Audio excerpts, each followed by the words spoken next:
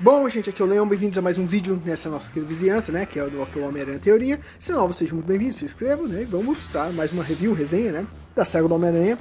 Dessa vez, o volume 28 no total, mas é a segunda temporada, em que é o volume 4. Como a capa já mostra o que vai acontecer aqui, esse momento, dessas histórias maravilhosas, né, vamos assim dizer. Olha isso aqui é bonito, isso aqui é isso sim, chegou o momento derradeiro, gente.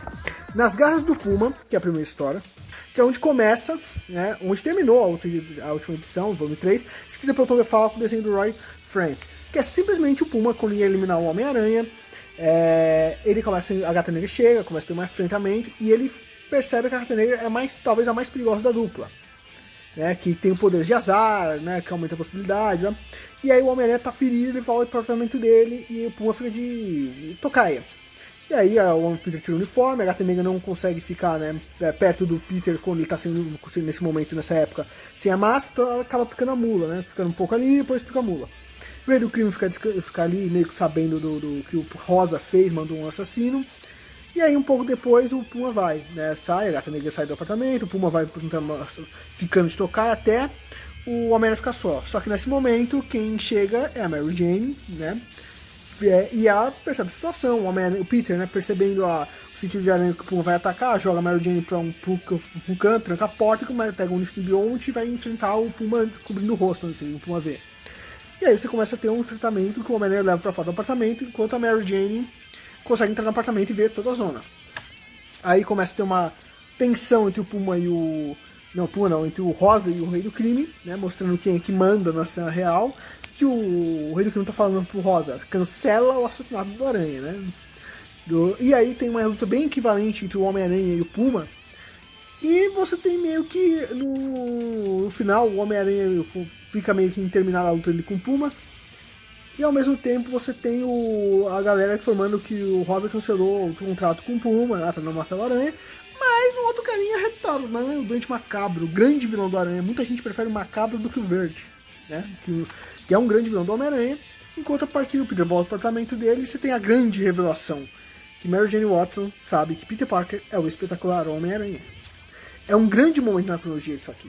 Isso aqui a galera não tem ideia. Infelizmente a Mary Jane não é bem adaptada, mesmo sendo uma personagem tão grande no universo do Homem-Aranha. Tipo, você tem grandes adaptações delas como o anime Spider-Man Animated Series, você tem grandes adaptações dela como também desenho espetacular, só que ela não chegou a ter o momento de desenvolvimento dela naquele desenho ainda, porque foi cancelado, né? Sacanas! E aí vamos pra voltar aqui pro tema da ação, porque senão a gente não anda, né? Que aí, de novo aqui, ó, o segredo sinistro do novo traje do Homem-Aranha, que finalmente vai ser revelado o que vai ser, né? Que é o traje negro, né, do Homem-Aranha. E aí, escrito pelo Tom DeFalco e o Ryan Fraser desenhos. Aí você tem a recapitulação da luta anterior, o momento que o Homem-Aranha tá tentando voltar a desculpinha esfarrapada, e a Gata Negra aparece pela janela, e o Peter fica sem desculpinha esfarrapada, bem legal. E nesse momento é importante porque o Peter não lança a teia, mas o traje lança a teia sozinho. E aí que o Peter fica mais alarmado pela situação, mesmo sem deixar transparecer pra Gata Negra, pra Mary Jane. E aí você tem um Homem-Aranha meio cobrindo tudo, ele já aquele dilema, se o Puma já seguiu ele aqui, ele pode ser atacado de novo a qualquer momento. Você já tem o foreshadow mais uma vez, a situação da história da Mary Jane, que é muito importante. O Homem-Aranha e o Peter, quando ele vai dormir, o traje se aposta do corpo dele mais uma vez e vai sair em ronda. Aí você tem um encontro parecido, o pesadelo Peter, que é muito bem adaptado no Spider-Man Animated Series quando o simbionte vai nele pela primeira vez, que é esse enfrentamento dos dois trajes. E aí o Peter fica alarmado, ele finalmente toma coragem indo pro QG do Quarteto Fantástico, acaba fazendo os testes e descobre a verdade que vai do traje, né, fazendo o teste. Você tem o Rosa fazendo uma aliança com o Doente Macabro. Nunca dá bom fazer aliança com o Doente Macabro, cara. Os caras não aprendem. O Doente Macabro não é bom cara pra você fazer aliança nenhuma. Aí você tem o Homem-Aranha descobrindo que é o simbionte, e ele tentando tirar, o Reed, ele tira, usa uma arma sônica pra tirar o uniforme negro do Peter, do simbionte, tirando dele, eles isolam e deixam preso ali. O Homem-Aranha, para não ser identificado, né, mesmo o quarteto, pega uma roupa antiga do quarteto, do Tocha, e põe um saco de compras na cabeça, né, que é o traje clássico, que sempre aparece nessa edição também. O Homem-Aranha meio que tá voltando, ele provavelmente pega uma carona, mas ele vai acabar pegando ajuda para voltar. né? Bem legal isso aí também, porque ele para um prédio, um roubo, que prédio, que isso? E aí a mídia vê ele meio que sai dali, o Johnny até sacaneia ele botando coisa no trote nas costas. E aí só que ele tá sendo certeza. Aí quando ele volta, ele começa a olhar as coisas dele antigas, tudo mais. A Mary Jane bate na porta e eles começam a conversar, né? E o simbionte preso começando a ter o ódio pelo aranha, de certa forma. Começando a isso, né?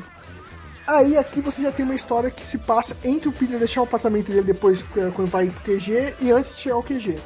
Que é o Ídolo Heróico, né? Escrita pelo Kurt Busiek e desenho do Greg LaRocque.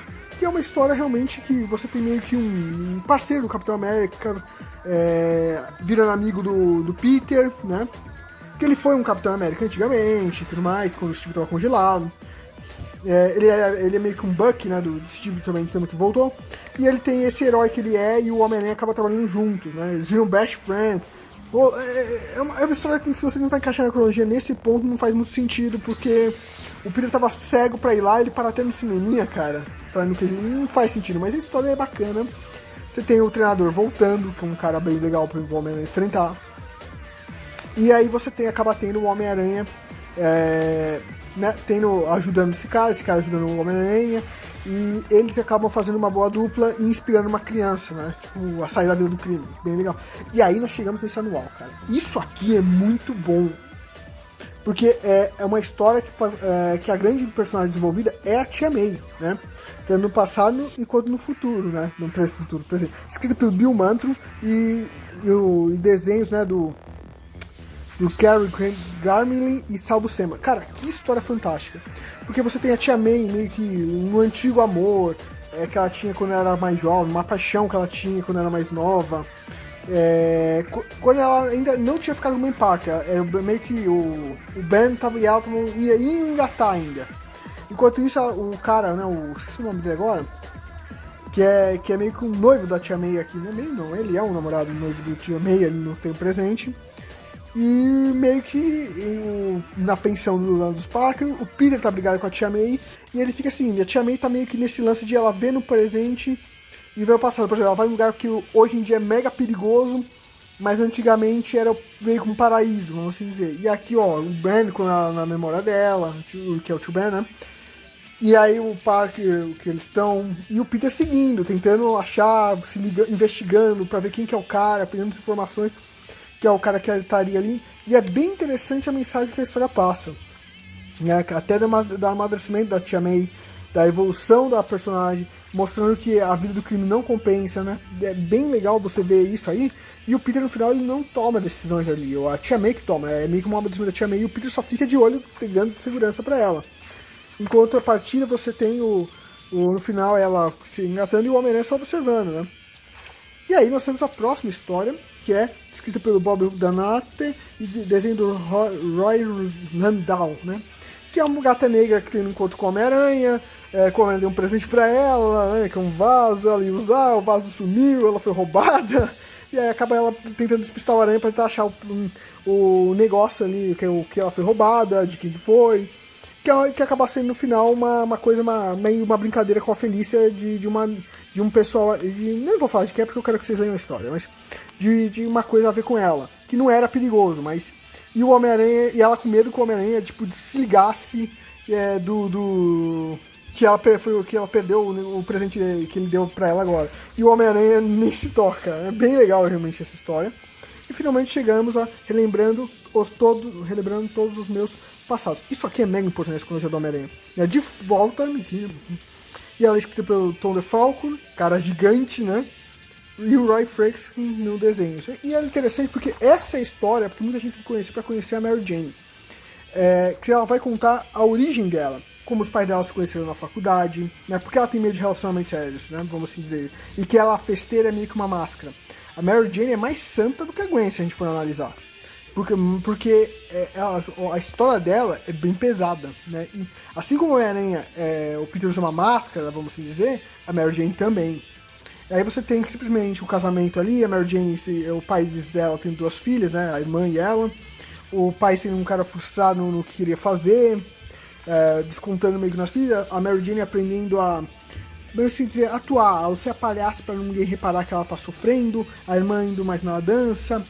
o relacionamento dos pais dela se deteriorando, até mesmo agredindo a filha mais velha, e levando até a Mary Jane a fugir, a separação do casamento, eles vivendo em parentes. E o engraçado é que até aqui mostra que o parente que a Mary Jane, que a única que ela realmente gostava, era a tia Anna. E a tia Anna, ela é prima do pai da Mary Jane, né? Mas é uma coisa bem interessante, porque assim como a Mary Jane, a tia Anna não tem, na realidade, obrigação nenhuma seria com a Mary Jane, a tia May também não teria com o Peter, né? Porque o Peter, ele seria sobrinho de sangue do tio Ben, a tia May não. Mas ao mesmo tempo você tem essa ligação com ele, a Mary Jane contando o seu maior segredo pro Peter, em contrapartida ela sabendo o maior segredo do Peter. Então eles estão meio que ficando cara a cara, de certa forma. E aí você tem o Duende Macabro, né, tinha que ser, né, fazendo besteira, né, ganhando influência no crime, espalhando ali que é a proteção, né, criando que são da máfia, de certa forma. Enquanto a partida vai continuando a história da Mary Jane contando a sua origem, a sua história, agora meio que relacionando com a situação indo pra irmã, como que ficou a situação da irmã, o BO que ela teve. Então eu não tô contando tudo porque eu quero que vocês leiam, realmente. E aí você tem a situação, piorando a situação, enquanto isso a Mary Jane meio que contando, e isso é importante porque o Peter já tinha pedido a Mary Jane em casamento até essa altura, e a Mary Jane recusou, já só tinha dado um foreshadow do porquê. E aqui ela tá meio que explicando o porquê. Porque a mãe e a irmã tiveram um destino bem parecido. E a Mary Jane tá com medo de ter o mesmo destino, né? De certa forma. Ela tem medo disso acontecer. E aí você tem ela e o Peter finalmente se acertando na história pela primeira vez. Enquanto parte você tem o Reed Richards já falando com a Mulher Hulk, nessa época, o coisa, né, que tinha... Se não me engano, ele ficou no mundo bélico, a Mulher Hulk entrou no quarteto. E eles falando do uniforme negro. E ao mesmo tempo você tem o Rosa contratando o Duende Macabro pra matar Harry Osborn, né? E em contrapartida, você tem o Peter voltando no apartamento, ligando o noticiário, percebendo que o Duende realmente Macabro voltou. Ele pega o seu uniforme antigo, vai, se prepara e termina com a edição ele finalmente indo enfrentar o Duende Macabro. E isso é maravilhoso, porque a volta ao clássico de certa forma, só que é maduro, mais maduro. E aí você tem as informações a mais aqui, né? É uma informação, né? É uma história muito legal pro Homem-Aranha, que é uma edição muito boa, vale muito a pena, talvez a melhor da saga do Homem-Aranha da segunda temporada até agora. E se vale a pena, na minha opinião, vale. Então, gente, é meio que só isso mesmo, eu acho que vale muito a pena. Se vocês gostaram, se inscrevam no canal e sejam muito bem-vindos. E a gente vê no próximo vídeo nessa mesma vizinhança. Lembre-se que seus lutadores de teias sejam sempre gosmentos. Aonde você vai? Eu tenho que achar o Otto. Ele tá com uma tesoura. Eu não sei se consigo vencer. Talvez não. Talvez o Spider-Man precise da ajuda do Peter.